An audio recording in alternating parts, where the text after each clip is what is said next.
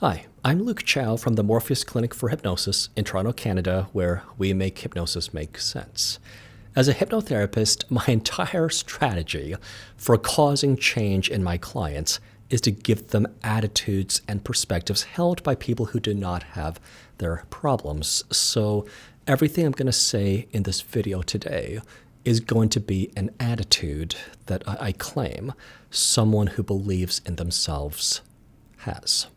The first one is that you're more similar to others than not. If you're looking for how you're equal to someone who has achieved something or succeeded in something, then you're going to find it. And I claim it's worth the endeavor to see how you're similar to someone who's succeeded, because that's going to help you believe in yourself compared to if you're looking at differences. I'll even claim that a dog can see the similarities between all of us human beings the same way that we see all the dogs in the dog park to be dogs first and differences second. The reason why a sense of equality is going to be important for believing in yourself is because too often feeling different from successful people gives us excuses. If you see yourself as fundamentally equal to every successful person you might admire, then you know that you can achieve what they have achieved. The second point I want to make is that you've truly evolved and grown and learned since you first formed your self-concept. Most of us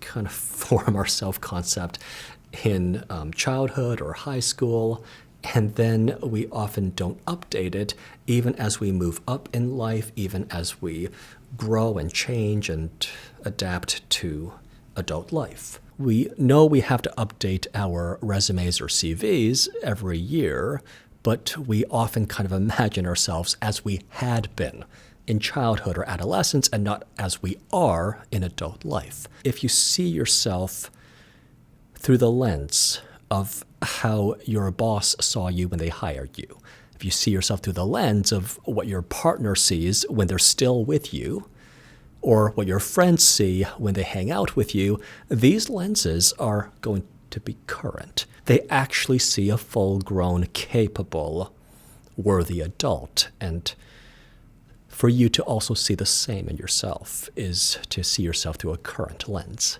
My third point is kind of related, and it's that everyone who does believe in you, everyone who has confidence in you, everyone who says that you can do it, has perhaps more of a clear-eyed view of you than your own inner critic or worst fears might suggest. Sometimes high achievers have something we call imposter syndrome, where we uniquely believe that we are just faking things or going through the motions and we've deceived everyone. But I'm going to say that the people you work with, the people you interact with, are not that easily deceived by an actual imposter, and a better explanation is you're not actually an imposter.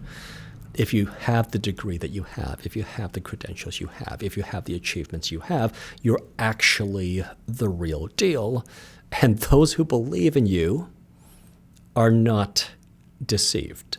My fourth point is that our idols and competitors alike are human. However great the feats they accomplish are, they're human feats.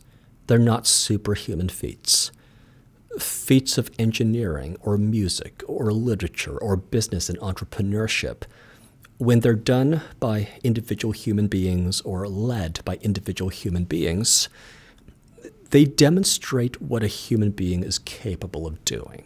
And my favorite example is somewhat controversial these days. It's Elon Musk, who famously heads multiple companies and is dragging humanity into the 21st century. At the same time, as we've seen recently, he's a flawed human being.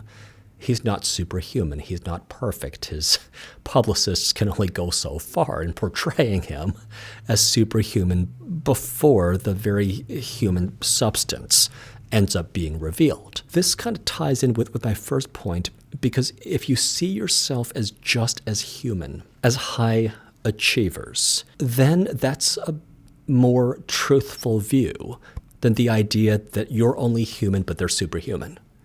No one is superhuman. Barack Obama is not superhuman. Accepting your humanity is not a bad thing. It actually means you're capable of every human feat that human beings have accomplished. My last point is that if you believe in yourself, you're going to be the guarantor that every room you walk into and every conversation you have, someone is going to be there to be on your side, to advocate for your best interests, to look out for you, to respect you, to validate you, and to encourage you. We can't always depend upon friends or colleagues or mentors or family to pick us back up again or to give us a kind word when we really, really need it. But you are the person in your head all the time. If you believe in yourself, if you take your own side, then you will be the guarantor that in every situation you could possibly imagine, someone's going to be there to say that you're doing all right.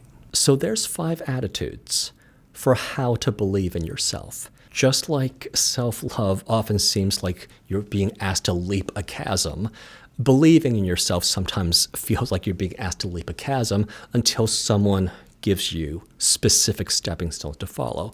I hope this has been helpful so that you can kind of see the path ahead to take so that you reach the other side and believe in yourself as well.